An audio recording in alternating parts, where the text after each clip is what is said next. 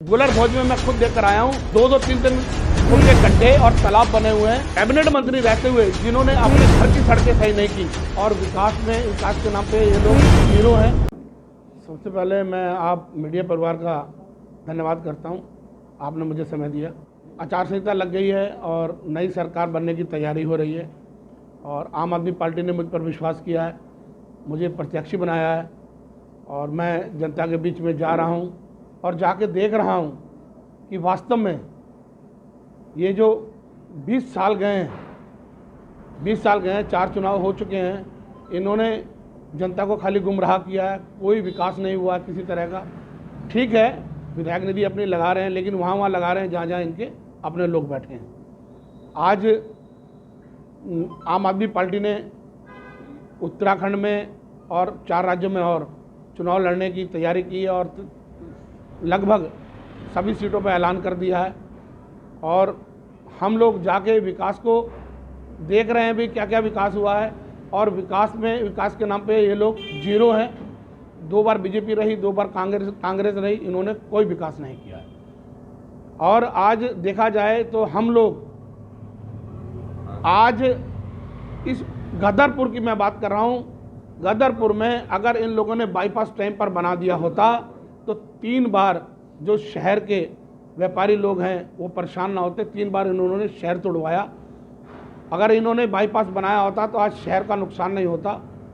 एक बार तो इन्होंने 3 बार शहर तोड़वाया, व्यापारी नीचे आ गए। दूसरा कोरोना, ऊपर वाले की क्या कहूँ, ऊपर वाले को ऐसे समय में दे दिया कि उनको भी वो भी मार झेलनी पड़ी। कोरोना की मार भी खाई। उसके बाद भी आज भी इन्होंने 100 वादे किए, बाईपास तैयार नहीं है और बाईपास के चक्कर में कई एक्सीडेंट हो गए। आप लोग खुद देखते हो, मीडिया परिवार के लोगों, कितना जाम होता है, इतना जाम होता है। इस जाम से लोग त्रस्त हैं। अगर कोई एक्सीडेंट हुआ हो या किसी को कोई परेशानी हुई हो, अगर किसी ने जाना हो, इमरजेंसी किसी को हो, वो पहले तो 2-3 घंटे गदरपुर जाम का इंतज़ार करता है, उसके बाद उसे कहीं रास्ता जाके मिलता है। और रह गई सड़कों की बात, खाली सड़कों के नाम पे नारियल फोड़े जा रहे हैं कि अगर इन्होंने वास्तव में अगर कोई विकास करना था, अगर ये वास्तव में प्रतिनिधि बनकर आए थे तो इन लोगों का फर्ज था कि शुरुआत से इनकी सड़कें बनाते और जो पब्लिक को, आम जनमानस को नुकसान हुआ है वो ना होता। इन लोगों ने लोगों को इतनी चोटिल हुए, कई लोगों अपनी जान से भी हाथ धो बैठे। आज जाकर इनको खाली नारियल फोड़ने का काम नज़र आ रहा है। और इन्होंने कई हत्याएं जो हुई हैं, ये सरकारें जो रही हैं, ये दोषी भी हैं। और दिनेशपुर गदरपुर से टांडा रोड बेवकूफ़ बनाया और जनता को गुमराह करके वोट लिए और इन्होंने वादे जो किए थे कोई काम नहीं किया। अब जगह जगह जाकर ये उद्घाटन करते फिर रहे हैं, ये स्टेडियम दे देंगे, यहाँ ये दे देंगे, यहाँ वहाँ दे देंगे। आप लोग खुद मीडिया के परिवार के लोगों क्या दिया है उन्होंने? खाली उद्घाटन के अलावा कुछ नहीं है। इन्होंने टूरिस्ट के लिए एक डैम की बात की कि डैम को हम पर्यटन स्थल बना देंगे। पर्यटन स्थल आप खुद जाके देखिए, मोटरें डाल दी हैं लेकिन जगह जगह टीले बने हुए हैं। एक बीच में एक एक्सीडेंट भी हुआ, एक महिला की मृत्यु भी हो गई। उसके जिम्मेदार भी यही लोग हैं। अगर वो टीले नहीं होते, अगर पानी उसमें पानी भराव होता, पानी लेवल होता तो आज उसकी मृत्यु उस लेडीज़ की नहीं होती। आगे उन लोगों को सुविधा मिलेगी। इन्होंने खाली वहाँ पे टिकटें काटने का काम किया है, अपने लोगों को उनका कमाई का जरिया बना दिया है और अपने लोगों को वहाँ अलग अलग बैठा दिया है मोटरें देकर कि जो भी आए 500 की 1000 रुपये की जानते हैं। और मेरे हिसाब से मैं तो ये कहूँगा कि विकास के नाम पे एक कैबिनेट मंत्री होते हुए उन्होंने जीरो का काम किया है। और तो आज ये कैबिनेट मंत्री नहीं होता और बाहर का प्रत्याशी आके हम लोगों के बीच में वो राज कर रहा है। ये हमारी पंजाबी समाज की फूट रही। सवाल है कि अपनी पार्टी दिल्ली में जो मॉडल है, जो दिल्ली सरकार बनी है, आम आदमी उन मुद्दों को लेकर आएगी जो अरविंद केजरीवाल जी ने गारंटियाँ दी हैं। अरविंद केजरीवाल जी ने देखा कि यहाँ लोग बेरोजगार हैं, उनको रोज़गार देने के लिए उन्होंने गारंटी दी है, मैं 1 लाख नौकरियाँ उत्तराखंड के लोगों को दूंगा, जिसमें से 80% लोग उत्तराखंड के लोग होंगे। जब तक नौकरी नहीं मिलेगी उनको 5000 रुपये भत्ता उन बच्चों को मिलेगा। वो 18 साल से 40 साल तक के जो भी युवा हैं या बेटियां हैं या बेटे हैं, अगर महिला की उम्र कोई भी हो उसके लिए 1000 रुपया उन्होंने घोषणा की है कि हर महिला को 1000 रुपया हम सरकार आने पर उन महिलाओं के खाते में आएगा। और तीसरी गारंटी कि जो बिजली की उन्होंने कही है 300 यूनिट देने की बात कही है कि वो वास्तव में दिल्ली में उन्होंने 200 यूनिट दे रखी है। और यहाँ के लोग फ़ोन करके भी पूछ रहे हैं लोग और वहाँ के लोग खुद भी आकर यहाँ बता रहे हैं कि वास्तव में हम लोगों को दिल्ली। तो फिर क्या होगा? देखिए फिर आप आपस में सलाह करके एक लड़ेगा? नहीं, आप देखिए जैसे आपने अभी कहा कि पिछली बार 2 पंजाबी लड़े।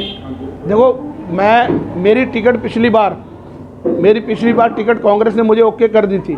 मुझे दिल्ली से कह दिया था जाके सुबह आपने नामांकन करना है। मैं नामांकन करने के लिए आया, मेरी टिकट कट गई। इससे पहले टिकट मेरी हुई है। इस पर जनता को भी विचार करना चाहिए। और कांग्रेस और बीजेपी वालों ने आज तक लोगों को धोखा दिया है, किसी को कहकर कुछ नहीं दिया है। विकास के नाम पर भी जीरो। साक्षात आप लोगों के सामने है, जो उन्होंने कहा है वो उन्होंने किया है और वो कर रहे हैं। जनता को भी मुझ पर विश्वास करना चाहिए। और आपकी पार्टी कहाँ से देगी जो लोगों को 5000 रुपये भत्ता और 1000 रुपये कहाँ से देंगे? देखिए जो उन्होंने बातें कही मंच से, अपनी बात मंच से जो उन्होंने कही कि 55,000 करोड़ का बजट है और 1000 महिला को अगर ये देते भी हैं तो तब भी 11,000 करोड़ नहीं बनता है। और इस चीज़ पर जनता भी देख रही है और सोच रही है। और वास्तव में जरनैल सिंह काली पे गदरपुर क्षेत्र की जनता भरोसा क्यों करे?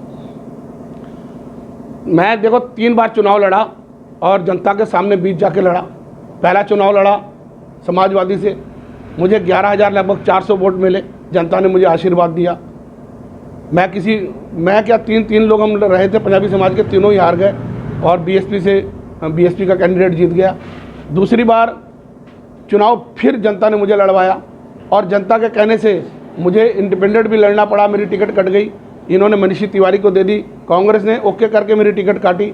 मनीषी तिवारी का 4था नंबर आया। 4था नंबर जनता ने दिया, मुझे 2nd नंबर लेकर आई जनता।